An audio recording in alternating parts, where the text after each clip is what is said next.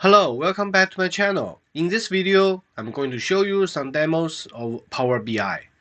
Power BI has been a very popular software to allow you to visualize your data and to interpret your data and to help you make decisions. As you can see now, I had some previous projects which involves in different industries for different data sets. For example, this one is about bond data in the wind energy sector. How are the risks distributed? How do the financial institutions price this financial instrument?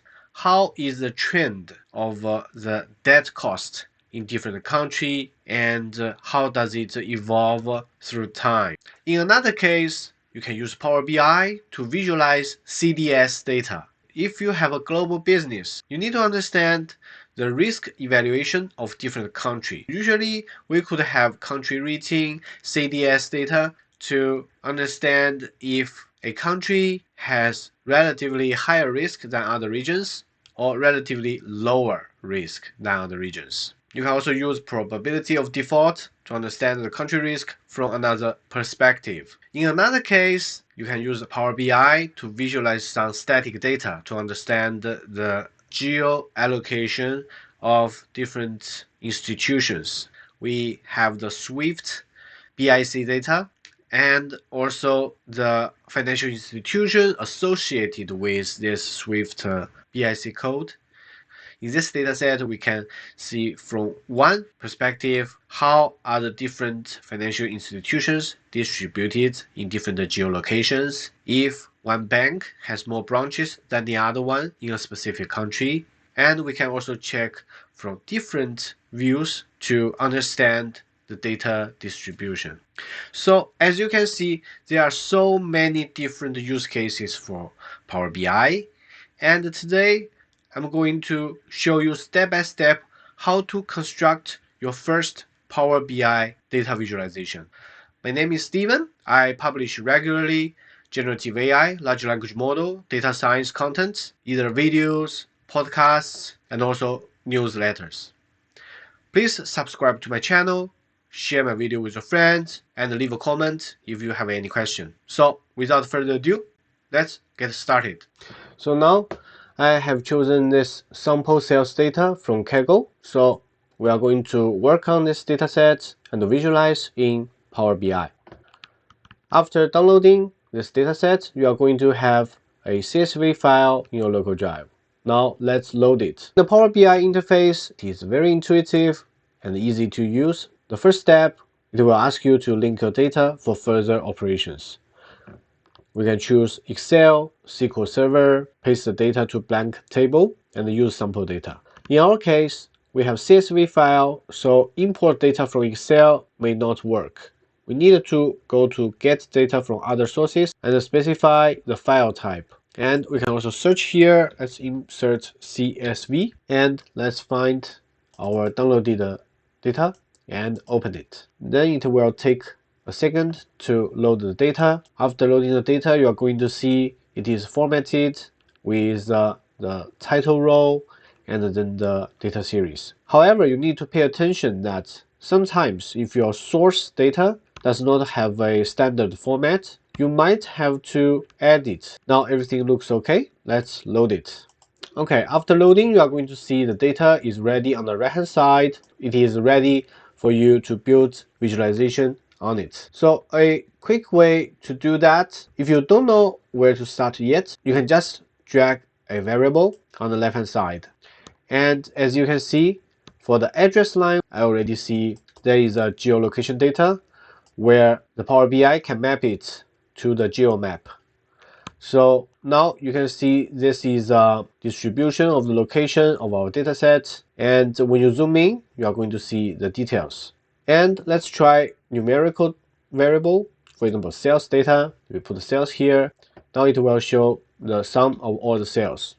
So we might need to add additional variable to visualize it as time series data or other types of visualization. So let's see the order date could be useful. If we drag it directly to the plot, it will construct the visualization directly.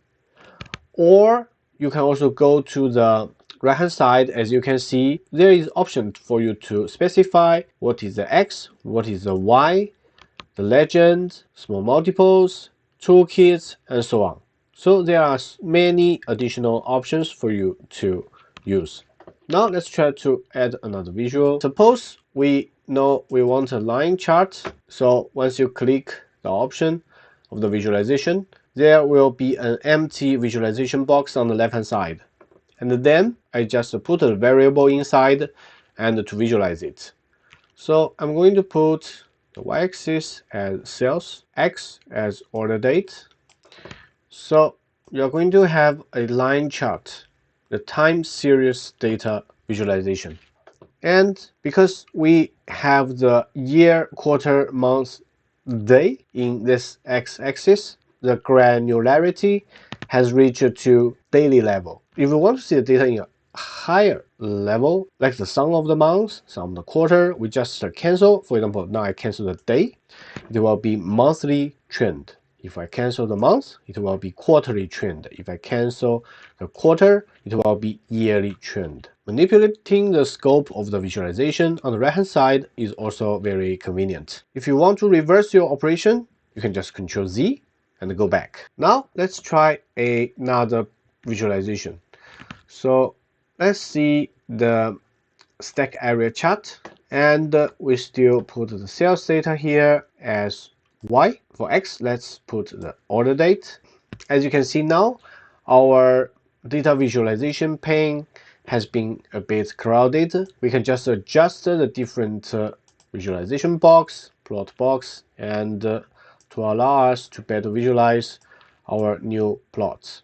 Okay, I'm going to also adjust this one, the line chart, a bit on the left. So back to the new visualization. Now we need a legend. I would like to see the trend of each country. Now we have different country marked with different color, so we can see this stacked area chart. Since the date variable is very granular, so we might need to cancel some very detailed level like the day level, and we can have a better visual, and you can see the trend of the data better. And maybe we should also cancel the month level. Okay, now we can see the quarter level stacked area chart. Also, we can change to 100% stacked area chart and see how the data is composed. Now we can see at least for the referenced periods, most sales are achieved in United States. And if we further cancel the quarter level, we can see the yearly level. Okay. Now, if you want to filter the data that you visualize in different plots, usually you have several options. One option is to choose the different legend directly in the plot you just created. For example, like this one on the upper right hand side, if I choose Canada in the legend, I'm going to see there's a specific line marking the Canada sales data. And also for the other chart, they are going to be changed simultaneously. Another way to filter the data range that you want to visualize is to add a slicer. It's just like Excel. You can put different variables for you to filter the data. For example, we can put country. If I click Denmark, I see the Denmark data. If I click Finland, I see the data of Finland. But you need to pay attention. For example, like the 100% stacked area chart, if you choose a specific country, the visualization is oversimplified. It will not give you much insight. And now for the new version of Power BI, we can also change the slicer to button slicer. So you can see now we do not see a list, but we see the button. It is a better visualization and more user-friendly. Now let's try another plot visualization. Let's choose the waterfall chart. Let's choose the sales data and also the country data. This will be another great way to see the sales contribution. Like you see here, the first one is USA, the largest portion of the contribution to the total sales.